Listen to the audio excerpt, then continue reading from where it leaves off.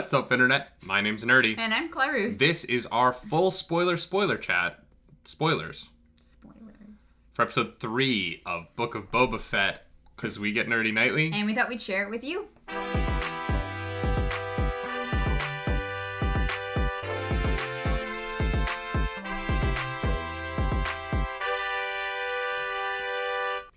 That is right. Welcome back to the channel. Today, we're talking about that chapter 3. That chapter 3. We watched it yesterday morning, and we didn't immediately go to our spoiler chat. And I think it's because most of the time when we do these spoiler chats, we're pretty psyched to do them. Yeah, we're like, oh, dope, let's talk about this, let's get into it. Yeah, and I didn't like this episode very much. Yeah. At all. It was fine. It was fine. Fine. With one choice that I really hate. Yeah. And it's tough coming after last week's high, because we were so on board for it. Yeah. Last week, Boba Fett sat on those boxes and was like, yo, # land back. And then this week, we went with... No, but seriously. Yeah, you know what I mean? Seriously. Like, it was... Last week's episode was such a nice, deep look at... I don't want to say the right way, but like an appropriate way to handle interacting with an indigenous culture. Yeah. And supporting them and lifting them up and participating in their culture by raising them up and not yourself, right? Yeah. And so let's just get into it. They kill the Tusken Raiders off screen. And like that they were the best part of the show. Yeah. They were the only thing I really gave a shit about. Yeah. I have to say it's exactly where I expected them to go with it, and that's really disappointing. The way that they handled it in episode 2, I thought those Tusken Raiders were really, like, they just felt like they were important. And yeah, they did. They clearly aren't. And that's that. I don't know. I really struggle with it, because if it had happened on screen and it had been an epic fight and you could have seen... Episode 2 sets up that these Tusken Raiders are badass warriors. They kick ass. And so for their deaths to be a slaughter off screen, I'm really disappointed. And I think there is a trope in the murder of indigenous people on screen that this like gets added into now. And now Boba Fett is just another show that and didn't movie do it right. They missed the mark. The mark was over here, and you are way over there. And so. I understand that these are fictional indigenous people, and I know that they're mostly played by white people, and that doesn't matter. It's not the point. Yeah. The story that they were to... The parallels they made to real life puts this choice to kill them off screen in such a kind of boring way. Only really saved by Tamara Morrison's performance when he arrives at the burnt down camp, but... Yeah, and in the end of the last episode, there seemed to be so many more Tusken Raiders, and Boba Fett even says there are lots of us, there are more of us than this other group that you have to protect your, trade routes, I believe. Yeah. Yeah. There's, 5 Tusken Raiders. And maybe that's just because everyone else escaped, and maybe next week... And here's the thing. But even the tents, there were, 6 tents. They're big tents, though. They're not that big. You sleep side by side. Yeah. You can fit a bunch of people in each of those tents. I don't think the Tuskens are 1 to a tent kind of people. No. I think that they get together. It gets cold on the sands of Tatooine at night. Look, the scale of it just seemed off to me. It's because they filmed it in a Los Angeles parking lot. No, I think the scale was fine. But yeah, no, they built the Tusken Raider encampment in Los Angeles parking lot. There is a helicopter video of it that came out. Wow. Okay. Yeah. So that's what happens, and I don't like it. But I do have hope that next week he finds the majority. He finds the female Tusken Raider and the kid and a bunch of them, and they lost that camp, but most of them survived, and they gathered. I'm hopeful that this isn't the end of that story. Because if it is, come on, guys. Yeah. If that's it, it's so disappointing. The past is so much more interesting than the present on the show. Yeah. The Tusken Raider storyline is more interesting because the present is confusing. And let's get into it. Yeah. Because that's the only thing that happened in the past, right? Oh, and Boba Fett goes to see the Pike. And is like, all right, I'll go kill those guys. Yeah. Yeah, that's it. Pretty much. But in the present, lots happens. Mm-hmm. And I also don't really like it either. At the end of last episode, I felt like we kind of knew what the point of this show was going to be. Where it was going to be Boba Fett versus the twins. You have two Hutts who want this Hutt territory, and Boba Fett is going to take them on. Yeah. And I was like, oh, okay. And at the end of last episode, I said, hey, this feels like the end of the pilot. We have set up what the stakes are, who the players on either side are. We're good. We're good to go through the show from here and do the thing. This episode starts by going, all right, the other side, who you thought were going to be the antagonists of the show, yeah, no, they're out. They don't want to deal with it. Well, we think. I don't think that that's finished. I do. The Hutts do not want to go to war with the Pikes.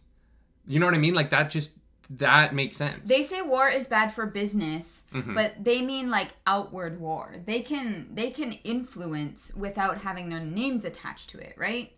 And I think that is going to end up being a part of it. Okay. Everybody wants some amount of control, right? And for them to do that, they can't just completely pull their hands out of the honeypot, you know? I don't know that Mos Espa is the honeypot to the Hutts, though.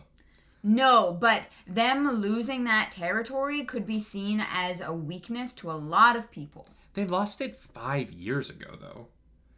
And some random guy comes in and takes over? Bib Fortuna took over. No, but now, Boba Fett. Well, no, but if it is Pike territory now, I don't know. I felt like this episode did a lot of work to undo the last episode. Yeah. And it feels very weird to like rubber band like that in a series, especially when last week's episode was fantastic and almost an hour long. And then this week's episode was like 32 minutes.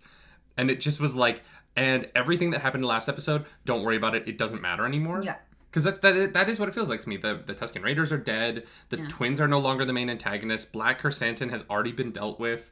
Like, every single thing they do in episode 2, they undo and start a new show. Yeah. This week's episode was kind of about a, like, water dispute. As far as, like... Which makes sense. It feels like that would be what most disputes on Tatooine are about. Totally. But it was like some guy came in and was like, hey, guys, I need you to take care of this very dangerous gang because this is your area now and you're responsible for it. Boba Fett's like, yeah, okay. All right, that checks out. You know, that checks out. But then they go to meet the gang. Yeah. And it's like a bunch of kids. I am going to assume that you have never seen American Graffiti. Yeah.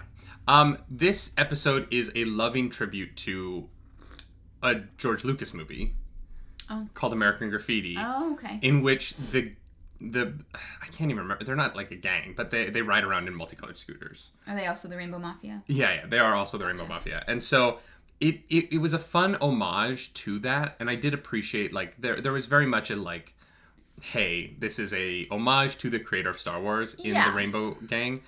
I've seen a lot of people describe them as Power Rangers. They were fun, but they felt out of place.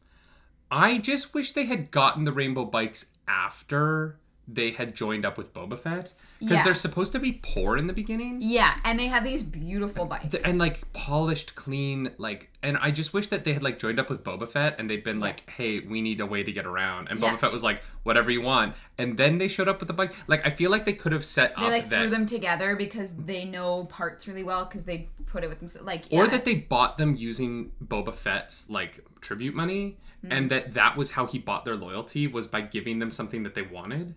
Because they are on his team so fast. Immediately. Like, no questions asked. They risk their lives for him later in the episode. Like, easily. Times. And you're like, so I just why? I think if the bikes, and I think that if it had been I think that the way they could have played it out is that Boba Fett goes, he finds out about how much the water's costing, and he's like, nah. Yeah. Cut that out. Come join me, work for me, and I'll take care of you. And they're like, look, dude, like, we have nothing. Like, what? And he's like, what do you want? Yeah. And they're like, we want these bikes. And Boba Fett is like, those are the ugliest, dumbest bikes I've ever seen in the world, but these teenagers want them, and I could use their help, so I will buy them the bikes. Yeah. If it had played out like that, and the bikes were almost like a joke, like Boba Fett hated them, but the Yeah. kids wanted them. Yeah. And if they put some like character into the acquisition of those, they wouldn't have felt so out of place in the show. Yeah, I agreed. But the fact that these characters who are ostensibly too poor to afford water have these gorgeous, absolutely like immaculate bikes. I was like, what? I mean, like, if you're so poor you're dying, sell the bikes. Well, yeah, they're like, literally like, there's no jobs, we have no money, there's nowhere to work, but we spent all our savings on a sweet ride. Yeah. It makes no sense. And it didn't even look like they built them. No. It didn't look like they were cobbled together. It looked like they were... Those are factory made. Yeah. And then later in the episode, the guy with the eye says, I paid a lot of money for this eye. Yeah. And I'm like, what? Like, what? I thought you guys were poor. Like, I know the water price is outrageous, and that's why you're stealing it. And maybe they weren't poor under, like, a few years ago, and like things have gotten bad. Bikes are immaculate. They look brand new. Which means that they're using water to clean their bikes, right? There's no way the bikes stay that clean if they're not using water. Yeah. I don't know. It was just It was confusing. They probably have like cleaning solutions that are cheaper, but like not drinkable. I don't know. It just felt like it was built for the homage to American Graffiti. Yeah. And not built for Boba Fett. And not built for the story. Yeah. You could have worked it in there in a better way, and it kind of fell flat. Yeah. And then these guys are so down to risk their lives for Boba Fett later when Black Chrysanthemum shows up. Rips him out of his back to take it. Yeah. And then he fights a Wookiee in his underwear. And I was like, this is not choreographed very well. No. The choreography was fine. I did not think the camera placement in the fight sequence was very good. Yeah, I don't think it allowed us to see it very well. It was too small of a space, and it was too dark, and it felt sluggish. It just, it felt a little bit like they needed to pull the camera back, but they kept doing these like choppy close-ups, and I think it's to hide that the Wookiee probably doesn't, whatever the Wookiee suit is probably didn't move as well on camera as they would have liked.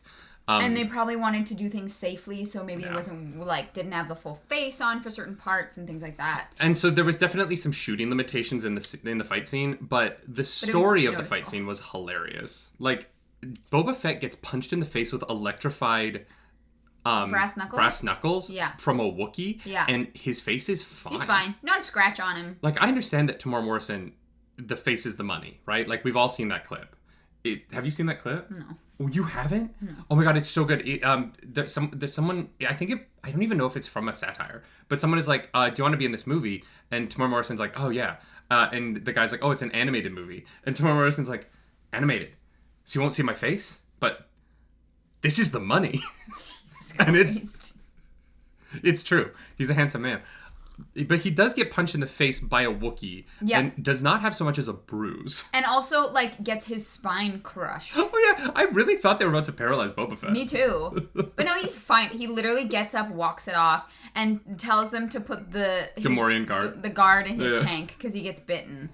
Which, like, that would have been probably a very serious wound. But still. Yeah, so then the Rainbow Mafia comes in, and they're like, we're gonna fight this, like, renowned bounty hunter. They do all right. Yeah. But that's why it was lame. I appreciated... You built it up to me... You built up to me that he, like, fought Obi-Wan. You know? He kicks all their asses, though. The only reason that he doesn't kill everybody there is because Fennec Shan shows up. It just seemed like he should have, like, swept through those children like nothing. He did, though. I mean, they annoyed him, but I wouldn't say that they accomplished anything. They didn't hurt him. He's fine. It didn't feel like it. They should be more hurt. That one gets swatted across the room, and I'm like, that's just a normal human, Everybody is, like, fine. And that's why it's weird. Like they should have been devastated. Mm-hmm. Right? Like, they should have been ruined. It felt a little bit... and this is one of those moments where... You know that I'm always about, like... I love that Star Wars is for kids. Yeah. And I love when comic book stuff is for kids, right? Because that's when I fell in love with this stuff. Yeah. This is one of those times where I'm like... This fight could have gone a little bit harder. It felt like they pulled it back so that kids weren't... Like, it felt like they were trying to make it all ages. A little bit, by not having too much blood, by not having too much, like, injury. Everybody's fine. But, like, Black Chrysanthemum devastated a few of them, and they stood up from it as if they have superpowers. Yeah. And I get that they have cybernetic enhancements, and maybe that's the reason why. Maybe they literally are fine because they have, like... But Boba Fett doesn't. Yeah. And, like, he should be half dead. It was a weird fight. I didn't like it. I really hope that this isn't the last fight with Black Chrysanthemum. God, no, I want I'm to Boba so Fett upset. be... Like, don't tease me with... I said it, right? It's the Chekhov's gun. Don't tease me with Boba Fett v Black Chrysanthemum, and then not give me an actual fight where Boba Fett has his armor and it's like an even fight. Yeah, because this one, Boba Fett just gets tossed around like a rag doll. Yeah. Which is, like, fair. You know, he's caught by surprise. There's not a lot he can do in that situation. That's not what I'm arguing. It's just, It was kind of lame, and I hope that we get something better. Or that, like, you know, Black Chrysanthemum, like, they fight, and then he, like, is on Boba Fett's side. I don't even know if they'll fight now. I think he might just show up and be on Boba Fett's side later on in the show. Yeah, maybe. Because, Boba Fett lets him go, and he's like, wait, what? Well, but Boba Fett, this happens because the twins show up. Yeah. And this is the scene where the twins are like, nah, we're out. This is the Pikes territory. We don't want to fight them, so they're your enemy now. And I was like, wait, weren't we just... we were just doing a different thing. This was a different show at the beginning of this episode. But they do bring a gift. Yes. They bring a gift, which is very cool. Robert Rodriguez, for those of you who don't know, Robert Rodriguez, the incredible director of movies like Spy Kids. I was going to say, that's the only thing that I know his face from. No, that's not Robert Rodriguez. What? That's Danny Trejo. Sorry, yeah. Mm-hmm. Robert Rodriguez directed. That's, and is I think the showrunner of Boba Fett. He is the director of Spy Kids. People are saying that the multicolored bikes are because he's the director of Spy Kids. And he likes bright colors. No, go watch American Graffiti. It is a very, very clear homage to George Lucas. Mm-hmm. Robert Rodriguez puts Danny Trejo in everything. The Machete movies, and yes, the same director of Machete is the director of Spy Kids, and that is hilarious because those two films could not be for further audiences. No, I loved Spy Kids though. But it's a Robert Rodriguez production, so we knew Danny Trejo would show up eventually. Right. And wouldn't you know it, he's the Rancor trainer. Yeah, the Rancor Wrangler. Is there a more perfect Danny Trejo role? No. It was great. It was fantastic. I like this was my favorite part of this episode. Oh, 100%, yeah. Anytime Danny Trejo shows up is my favorite part of anything. Yeah, and like all this like really cool stuff we got about the Rancor, like this one he's depressed. He's so sad. So sad. He's like, why is he wearing blinders? Oh, well, he like imprints on the first human he sees, which is a weird choice of words, but that's fine. And so obviously, like, we're gonna get Boba Fett riding a Rancor into battle at some point, which I'm very excited for. I want to ride it. I was like, I want you to ride it too. Yeah. We all want that. We all want that. There was a tweet I saw online that was like, does this mean Danny Trejo's gonna have a Star Wars action figure? And I was like, I want that Black Series figure. Please, Black Series. Please. I know that it won't sell as much as other things, but I will buy it. Just make It'll one. It'll come with the Rancor, so you get both. Danny Trejo plus Rancor action figure set? Yeah. Uh-huh. I didn't trademark it, so it's all yours. You literally can't trademark. You can't trademark a single thing about that. First of all, it's a real man who actually exists. Second of all, it's NFTs, baby. I'm gonna mint a Danny Trejo NFT. Okay, that's funny. You're welcome. I want that action figure. I want that set. I want a Rancor. Right? We should have a Rancor. Where? No, like a one that's like this big. Oh. That like lives somewhere back there. But yeah, so Boba Fett takes off Danny Trejo. I didn't get his name, but I will learn it. Takes off the blinders, and the Rancor sees Boba Fett, and Boba Fett's like, "Oh, you're such a good girl. You're so cute. Oh, good pupper." Like. And I love there have been like people online being like, "God, this Boba Fett's so soft. Like, why is he being so soft with the Rancor?" And I'm like, "It's an animal." Yeah. What? Boba Fett's.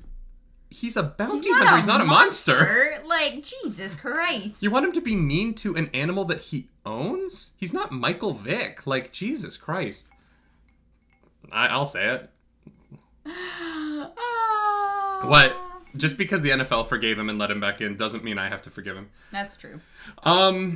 Yeah. So Boba Fett is like, I want to learn, and he's like, all right, you need a real strong will, and he's like, dude, I'm Boba Fett. I'm Boba Fett. Don't know if you heard of me, but So the twins told him that the mayor is the one who promised this territory to the Pikes. Yep. And so it's time to go visit the mayor again. And I feel like we get a lot of these scenes of Boba Fett just like walking up to a place in the street. Yeah. And they could shorten them. Yeah, like we get it. He doesn't have a litter. We get it. But they show. I was like, you could have started. You could started this back a little bit. Yeah. Or earlier on. Forward. But this time he does show up with the bikes, so it is fun that every time he shows up to the mayor's office, there's more people with him. Yeah, more people. So he shows up, and the major domo of the mayor is like, and then he flees, locks the door, gets in his car, and drives off. Yeah.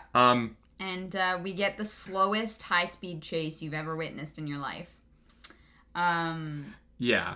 I really feel like I could have kept up on foot. Yeah. And you know, been a little out of breath, but... Oh, yeah, sure. But I also was just like, at no point the speed wasn't the problem for me. The problem for me was that at no point did it feel like anyone was doing anything to stop it. No. And so they just kind of like were just going. And just they just threw in some comedy gags in the middle of it. Yeah, I think some of I think it had too many comedy bits. Yeah. I think that I think that what killed it was the C-3PO bit, or the silver C-3PO. Yeah. Was funny. It was fine. And then and then there was like the robot that was pulling with the thing. Cart, yeah. Mm-hmm. And then like it just was like it was the same bit though. Yeah. And they just kept going to the like, oh no, they're gonna hit the random person. Somebody's in the way. Yeah. Oh no, they're gonna knock over the fruit. And I was like, is this supposed to just be funny? Like I felt a little bit like, and then the episode ended. Boba Fett lands and is like, he just jetpacks over. He has a jetpack. Like, why were you chasing him? You could have just. Anyway. Yeah. And then the episode just ends, and I was like, that's what you end this episode on? Was this kind of like lame chase where nothing happened? There was one cool moment. I did really like when the one scooter went up on the wall. Yes, that was cool. Like, a lot of the effects of the chase looked cool, but it just looked really slow. Yeah. And just like it didn't have a plan. Like no, every other and especially after the speed and like visual speed of the train heist in the last episode. Yeah. To go from that, when I was last week, I literally said like this is one of the best action sequences I've seen in a while. Yeah. To go from such a high of the train sequence to such a like middle of this. Yeah. Because it wasn't that it was bad, it was just boring. Yeah. And like the guy's not gonna get away. Like you can cut that.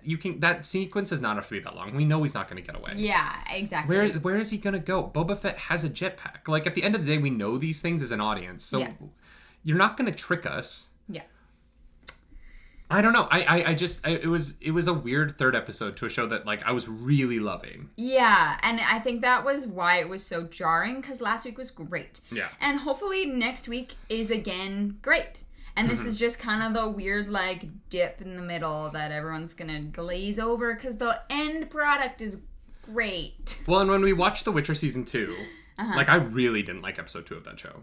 Yeah. And Episode 3 wasn't that great either. But I love that season of television. Yeah. I really love The Witcher Season 2. Especially I know it's so different from the canon, and I know that they've changed a bunch of stuff, but in terms of the show, I think Witcher Season 2 is really fantastic, with just a tough couple of episodes near the beginning. Yeah. If this is just a bad episode in the show, then that's fine. Like this doesn't ruin Boba Fett for me. I am upset in a different way about the way the Tusken Raiders were handled. Yeah. And I don't know how that is going to impact the rest of the show for me yet until we watch it. But it depends on if there's any kind of is redemption the wrong word? I don't know. Like if there's something there that doesn't just make this like a your run of the mill like Hollywood handling indigenous characters. Yeah, like guys, yeah, it's tough. It is tough, and like especially after like Hawkeye killed off one of its two indigenous characters in the first episode. Like it just there is a trope that indigenous characters are more valuable to stories dead than alive, and I don't agree with it. Yeah, you know what I mean. It's same with like Suicide Squad. Like you can bring up so many examples where early on in whatever story you're telling, we'll kill them off so that everybody else has motivation to keep going. Yeah. And that I'm let's tired. Just not like let's I'm just tired. let's just something else. Yeah. I don't know, just a crazy idea. Just anything else, really, at this point. Yeah. Is there anything else you want to talk about the episode? No, those were all. We touched on everything. Oh, what's her face shows up for a brief moment. What's her face? They go to Mos Eisley and oh my god, I'm gonna blank on her name. Mandalorian. From Mandalorian with her little pit droids. Her droids. Very cute, very cute. I love that actor. I cannot believe I can't remember her name right now, but she's so funny and she's great. And it was nice to just see her, and I was like, oh, hey. Yeah. Hi, friend. Yeah, just a little background cameo. It was very fun. Yeah, it is weird to see the Pikes take off their masks so much on the show. Like, people are complaining about the Mandalorians taking off their masks. Pikes are taking off their masks left, right, and center. See, that means nothing to me. But... They don't use... typically, my understanding is Pikes don't take their masks off very much. And they seem to be all about taking off their masks right now. So, like, I don't know. I'm fine with Boba Fett doing it, but Pikes, gotta keep those masks on. You gotta protect your soft faces. Don't their faces look like they're so soft? Like baby faces. Oh, baby yeah. Fishies. They're it's baby wild. Fishies. Yeah, but they're like catfish, which is like, ugh, gross. If you don't eat catfish. Apparently catfish is good. Yeah, because it's a bottom feeder, but you shouldn't eat it. It's like not good for you. What? Yeah, because catfish literally just... Yeah, Sorry. They eat scum out of like and they literally water. No, they go to the bottom and they just eat and then whatever they pick up, not good for you. Cool. Yeah. I'm telling you, man. I don't eat fish, but... so I don't know if what I'm saying is true, but like it's what I've been told. All right. Yeah. I don't know. Yeah, and my uncle was a chef in New Orleans, so like.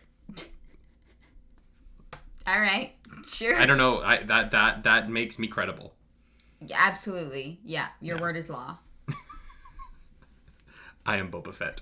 But I will be the daimyo around these parts for the foreseeable future. And if you want to come back to these parts, you can do that by following Nerdy Nightly around the internet. In fact, as your daimyo, I say as tribute, you must follow us around the internet. Subscribe to the channel down below. I'm so sorry. Smash that like button. Jesus Christ, that was aggressive. Smash it. That's what the YouTubers do. I also in the video you made the other day, you were like, smash the comments, and I was like, what does that mean? I don't know. You just smash it. Whatever it is, smash it. Just smash it. Hulk smash. Yeah. You can also support us over on Patreon if you want, or you can become a member here on YouTube. Join the nargs of the Nerd Table and get that little badge next to your name. As also, you can follow us over on Twitch. I'm over at twitch.tv/nerdynightly. I'm over at twitch.tv/clarusdracarys. And we will be back later tonight with our spoiler chat for the first episode of Peacemaker, if we can find a way to watch it. So enjoy that when it goes up, please. Do something nerdy tonight. Bye, guys. Bye.